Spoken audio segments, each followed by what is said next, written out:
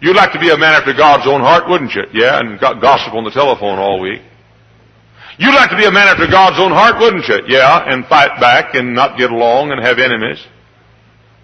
You'd like to be a man after God's own heart. There is no way, there is no way, there is no way, there is no way in this world. There is no way in the world. Anybody can be right with God and be wrong with God's creatures. No way.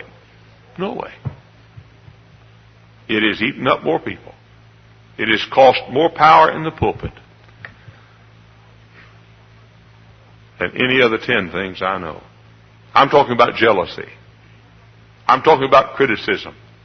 I'm talking about envy. I'm talking about covetousness. I'm talking about backbiting. I'm talking about retaliation. I'm talking about vengeance. I'm talking about unkind thoughts. I'm talking about gossip. I'm talking about bitterness. I'm talking about retaliation in your heart. I'm talking about not being right with your fellow man.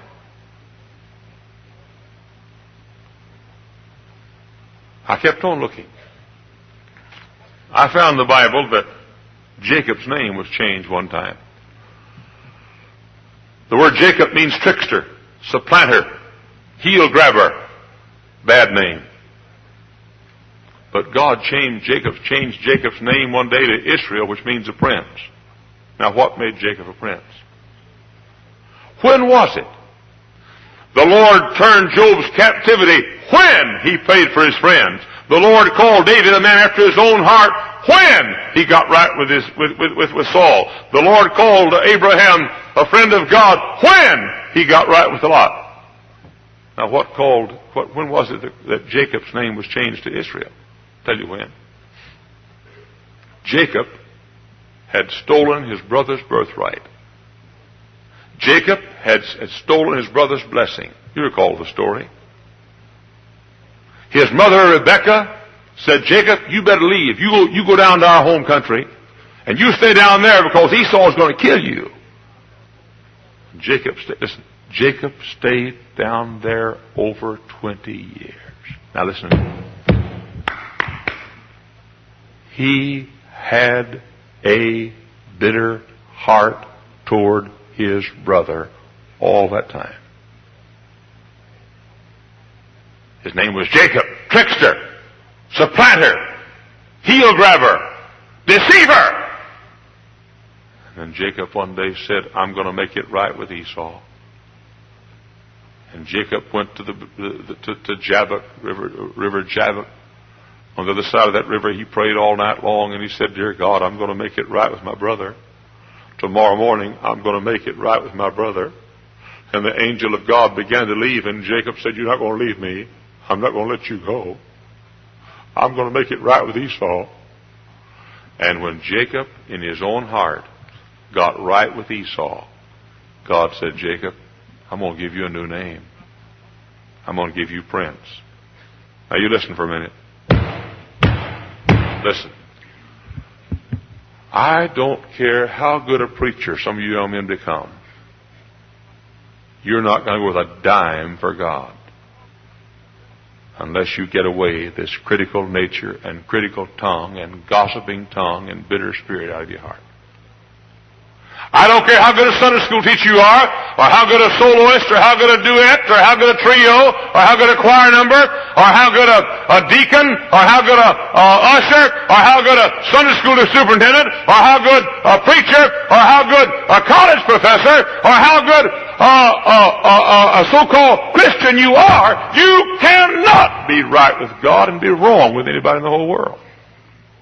Can't do it. I'm putting my finger right now on the most important thing in your life. If I were preaching against liquor right now, we'd have amens all over the house. But I'm putting my finger right now on the reason why most of us do not get God's blessings on our lives. These little piddling criticisms. These little, I'll get back at him. She mistreated me. I'll let her have what she ought to have. I don't like her at all. Listen, why don't you just decide to say, never in your life again, I don't like him. That's heathen talk. Pagan. Heathen. Worldly. And the truth is, you don't do one single thing bad to him, but you wreck your chances of God's blessings. As long as Job said, I ought to tell you off, he hurt himself. And you only hurt yourself when you're wrong with anybody in the whole world. I decided not to live that way. Folks all over the country hate me. Folks all over this town hate me. I never live one day without several expressions of hatred from somebody. Never. Never. I do not know the last day I live without getting hate mail,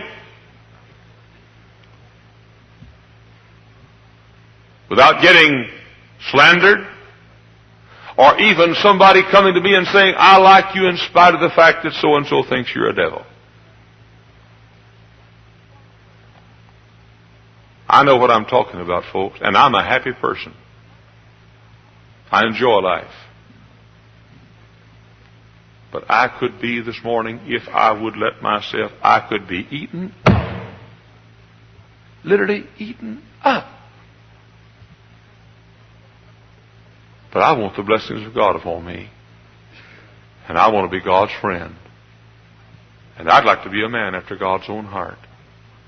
And I'd like to be a prince with God. And I want God to bless me. And do you know what? Strange thing about it, and I'll close with this. Brother Fisk, I came to this church, and we had trouble. I doubt if there's any way in the world we could have avoided the trouble.